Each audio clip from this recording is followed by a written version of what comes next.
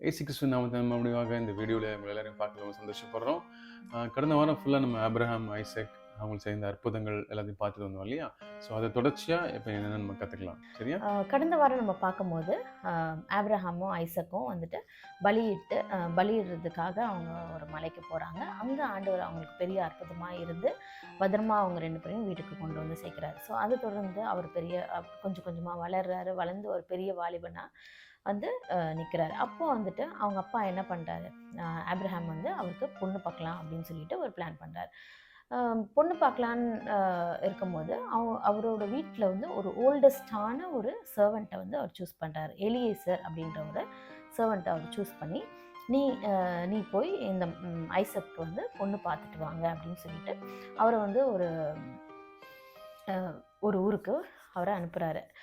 அப்போது ஒரு பொண்ணு பார்க்கணும் அப்படின்றது வந்து ஒரு சின்ன டாஸ்க் கிடையாது. இது வந்து ஒரு பெரிய ஒரு வேலை. ஏன்னா ஒரு வேலை ஆட்களை நம்பி வந்துட்டு ஒரு வேலையை சொல்லணும்னா அவங்க முழுமையாக அந்த மனுஷனை வந்து நம்பணும் இல்லையா? ஸோ அந்த நம்பிக்கையில் வந்து என்ன பண்ணுறாரு, அவர் அந்த வீட்லேயே அவருக்கு பிடிச்சமான ஒரு சர்வெண்ட்டை சூஸ் பண்ணி இந்த வேலைக்காக அனுப்புகிறாரு. ஸோ அந்த சர்வெண்ட்டும் என்ன பண்ணுறாருன்னா, அவ்வளோ அழகாக அவங்க மாஸ்டருக்கு கீழ்ப்படிஞ்சு அவர் என்னென்னலாம் இன்ஸ்ட்ரக்ஷன் கொடுத்துருக்காரோ அதே போல் வந்துட்டு போகிறது. அந்த நம்ம இப்போவே வந்துட்டு ஒரு சின்ன ஒரு இடத்துக்கு போனோன்னா கூட எவ்வளோ டிராஃபிக்கு இதெல்லாம் நம்ம கடந்து போக வேண்டியது இருக்குது. நிறைய பிரச்சனைங்க இருக்குது. சம்டைம்ஸ் வந்து தூரமாக போகிறதுக்கு நம்ம சோம்பேறித்தனம் பட்டுட்டு வீட்லேயே உட்காந்துருவோம். இது மாதிரிலாம் அவர் வந்து எதுவுமே பண்ணாமல் அவர் நினச்சிருந்தா எங்கே வேணால் அவரை ஏமாற்றிருக்கலாம். இந்த பொண்ணு கிடைக்கலன்னு கூட சொல்லியிருக்கலாம். ஆனால் அழகாக அவர் வந்துட்டு அவங்க எஜமானனோட பேச்சை கேட்டு அவர் வந்து அவ்வளோ தூரம் வந்து போய் அந்த பொண்ணை பார்க்குறதுக்காக போகிறாரு. அப்போது அந்த இடத்துல அவர் ஜெபிக்கிறாரு.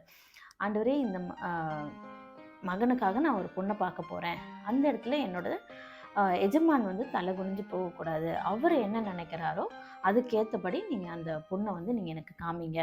நான் இங்கே வந்து தாகமாக இருப்பேன். அப்போ நான் யார்கிட்ட நான் தண்ணி கேட்குறேனோ அவங்க வந்து எனக்கு தண்ணி கொடுக்கறது மட்டும் இல்லாமல் என்னோட கூட வந்தவங்களுக்கும் அதாவது என்னோட ஒட்டகங்களுக்கும் தண்ணி யார் எனக்கு கொடுக்குறாங்களோ அந்த பொண்ணு தான் எனக்கு என்னோட மாஸ்டரோட மருமகளாக வரணும் அப்படின்றத வந்துட்டு அவர் ப்ரேயர் பண்ணுறாரு. அதுக்கேற்ற மாதிரி அதே மாதிரி ஒரு குரூப் ஆஃப் கேர்ள்ஸ் வராங்க.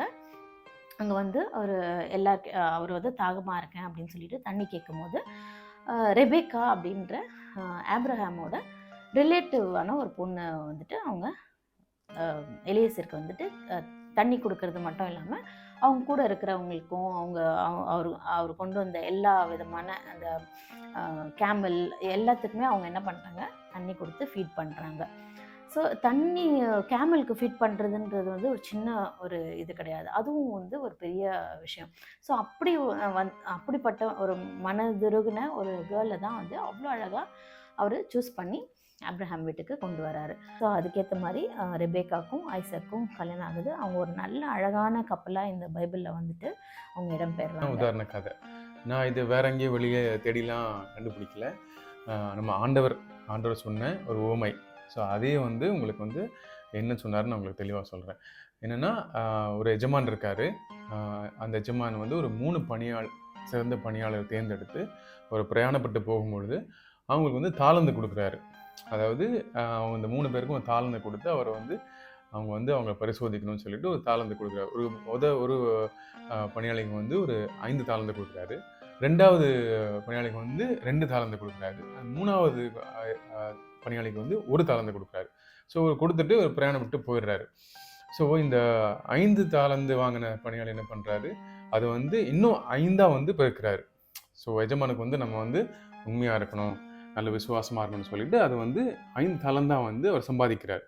ஸோ அதே மாதிரி 2 தாளந்து வாங்கினவர் என்ன பண்ணுறாரு, அதை வந்து திருப்பி 2 மடங்கு, அதாவது 2க்கு 4 அதை வந்து சம்பாதிக்கிறாரு. இந்த 1 தாளந்து வாங்கின பணியாளி என்ன பண்ணுறாரு, இதை வந்து நம்ம வந்து பத்திரமா வச்சுக்கணும்னு சொல்லிட்டு குழி தோண்டி புதைச்சி வச்சிடுறாரு. அதை வந்து யாருக்கும் காட்டாமல் அதை வந்து மறைச்சி வச்சிடலாம். ஏன்னா நம்ம எஜமானுக்கு வந்து அவ்வளோ பெரிய திறமையும் இல்லை, அவ்வளோ பெரிய ஒரு அந்த மாதிரி ஒரு எண்ணம் வச்சுக்கிட்டு இது மாதிரி செஞ்சிடுறாரு அவர். ஸோ நம்ம எஜமான் வந்து திரும்பி வராரு. வந்த உடனே கேட்குறாரு, முதல்ல அந்த பணியாளர்கிட்ட கேட்குறாரு. ஒரு சந்தோஷமாக ஓடி வந்து, எஜமானே நீங்கள் 5 கொடுத்தீங்க, நான் உங்களுக்கு வந்து 5 வந்து 10 ஆக்கிட்டேன் அப்படின்னு சொல்லி கூட ரொம்ப சந்தோஷப்படுறாரு. அதே மாதிரி 2வது வந்து சொல்கிறாரு, நான் 2 கொடுத்தீங்க அதை வந்து நான் 4 ஆக்கிட்டேன் அப்படின்னு சொல்லிட்டு அதையும் கொடுத்துட்றாரு. ஸோ இவரை கேட்கும்போது இவர் வந்து குழி தோண்டி புதைச்சிருக்கிறது எடுத்து, இந்தாங்க எஜமான் நீங்கள் கொடுத்தீங்களா, அதை உங்களுக்கு பத்திரமா கொடுத்துட்டேன். ஸோ எஜமான் வந்து ரொம்ப வந்து கோவப்பட்டு, நீ இவ்வளோ சோம்பேறியாக இருக்கிறியே, இவ்வளோ ஒரு ஒரு அலட்சியமாக இருக்கியே, அது வந்து ஒரு யாராச்சும் ஒரு நம்ம இந்த இந்த காசு வர்த்தகக்காரர்கிட்ட கொடுத்து வச்சிருந்தா கூட அது வந்து எனக்கு வந்து லாபமாக இருக்குமே அப்படின்னு சொல்லி ரொம்ப வருத்தப்படுறாரு. ஸோ இதுலேருந்து நம்ம என்ன தெரிஞ்சுக்க வேண்டியது என்னன்னா, இந்த 5 தாளந்து கொடுத்த வந்து அவர் 10 மடங்கு ஆக்குனார் இல்லையா, அந்த எஜமான் வந்து அவருக்கு இன்னும் அதிக பொறுப்பை கொடுத்து, அதிக ஒரு அங்கீகாரத்தை கொடுத்து உயர்த்தி வச்சிருக்காரு. ஸோ நம்மளும் அப்படிதான். இங்கே வேலை செய்கிற இடத்துல கூட நம்ம வந்து உண்மையாகவும், நம்ம வந்து உத்தமமாகவும் இருக்கணும். ஸோ நம்மளுக்கு வந்தான அங்கீகாரம் எல்லாமே வந்து ஆண்டவர் வந்து கண்டிப்பாக செய்வார். இன்னும் அதிகமான பொறுப்பும் கொடுத்து அதை நம்ம வழி நடத்துவார். ஸோ அதே தான் நம்ம வந்து இந்த கதையிலையும் நம்ம பார்க்குறோம். சரியா? அனுமதித்ததெல்லாம் நன்மைக்காக, நடத்திடும் பாதைகளும் நன்மைக்காக. அனுமதித்ததெல்லாம் நன்மைக்காக, நடத்திடும் பாதைகளும் நன்மைக்காக.